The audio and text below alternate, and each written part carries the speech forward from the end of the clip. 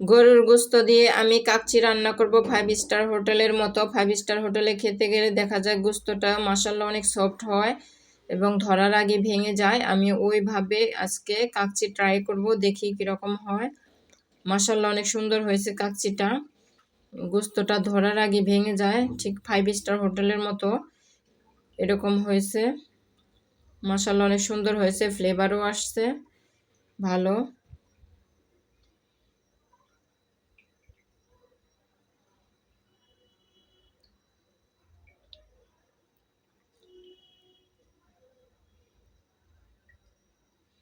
পোলাওটা ঝরঝরে হয়েছে। কাচ্চির পোলাওটা ঝরঝরে না হলে টেস্ট আসে না। এখানে আমি 2 কেজি পরিমাণ গরুর গোস্ত নিলাম। প্রেসার কুকারে আমি 10 মিনিট সিদ্ধ করে নেব। এখানে আমি জায়ফলের গুঁড়ো দিয়ে দিতেছি, এটা গোস্তটা সিদ্ধ হওয়ার কাজে লাগে। নুন দিয়ে দিলাম, তেজপাতা, আলু বকরা দিয়ে দিব, পানি দিলাম সামান্য, যেহেতু গোস্ত থেকে অনেকটা পানি বের হবে। জায়ফলটা গুঁড়ো করে দিয়েছি এটা সিদ্ধ হওয়ার জন্য। জায়ফল দিলে গোস্তটা অনেকটা সিদ্ধ হতে সময় নেয় না। এখানে আমি কড়াই বসালাম, কড়াইতে আমি তেল দিয়ে একটু বেরেস্তা করে তুলে নিলাম, পেঁয়াজ দিয়ে দিলাম। পেঁয়াজটা কম হয়েছে, আমি আর একটু পেঁয়াজ দিয়ে দিলাম, যেহেতু আমি 1 কেজি চাউলের পরিমাণ রান্না করব।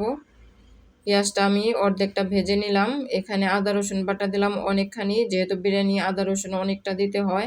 বাদাম বাটা দিলাম, কিশমিশ, জায়ফল, জয়ত্রী এটা বেটে নিয়েছি। এখানে দিয়ে দিলাম পোস্তদানা। এটা ভালো করে তেলের সাথে আমি মিক্স করে নেব, যেহেতু বাদাম আছে সামান্য একটু ভেজে নেব তেলের সাথে।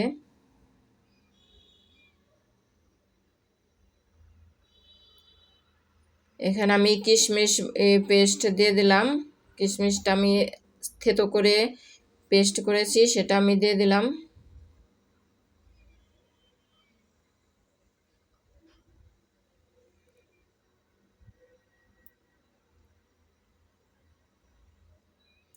নুন দিয়ে দিলাম, যেহেতু গোস্তটা সিদ্ধ করার সময় অনেকটা নুন দিয়েছি আমি, সেজন্য অল্প নুন দিয়ে দিলাম, পরে দেওয়া যাবে।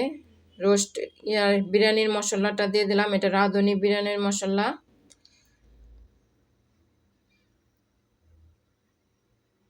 এখানে মিনিমাম 3 চামচ হবে। লিকুইড দুধ দিয়ে দিলাম, দুধটা আমি জাল করে নিয়েছিলাম, জাল করে ঘন করে নিয়েছি।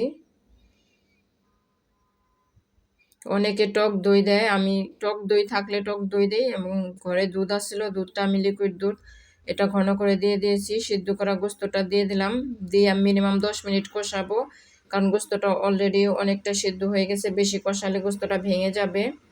বেরেস্তা দিয়ে আমি এটা নামিয়ে নিলাম গোস্তটা। এখন আমি পোলাওটা বসাবো। পোলাওটা বসানোর জন্য আমি রাইস কুকার নিয়েছি, রাইস কুকারে তেল দিয়ে দিলাম, তেল দিয়ে পর্যাপ্ত গরম মশলা দিয়ে আমি আদা দিয়ে দিলাম অনেকটা, শুধু আদা। তেলে আদাটা দিয়ে একটু নেড়ে চেড়ে আমি পর্যাপ্ত পানি দিয়ে দেবো, যেহেতু 1 কেজি চাল আমি এখানে 2 লিটার পানি দিয়ে দেব।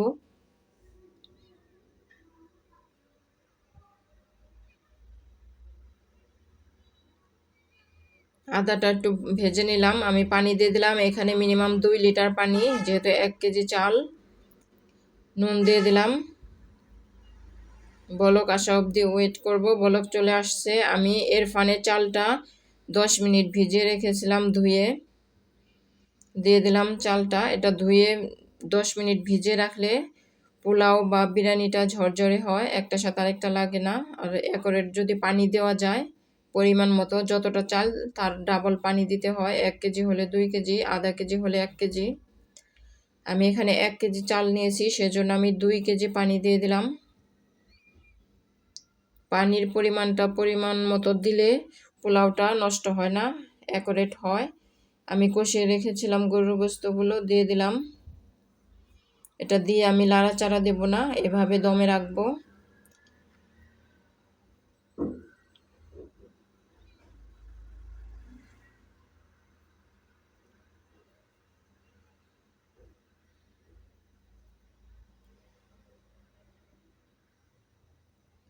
এটা আমি দমে রাখবো মিনিমাম 20 মিনিট, 15 থেকে 20 মিনিট পর এটা সেট হয়ে গেছে। আমি এখন দেখব কি অবস্থা।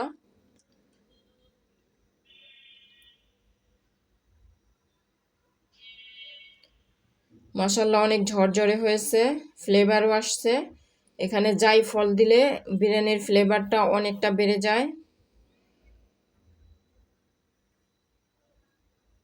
মাশাআল্লাহ অনেক সুন্দর হয়েছে, ঝরঝরে হয়েছে, সুগন্ধ আসছে ভালোই। এখন আমি প্লেটে সফট করে নেব।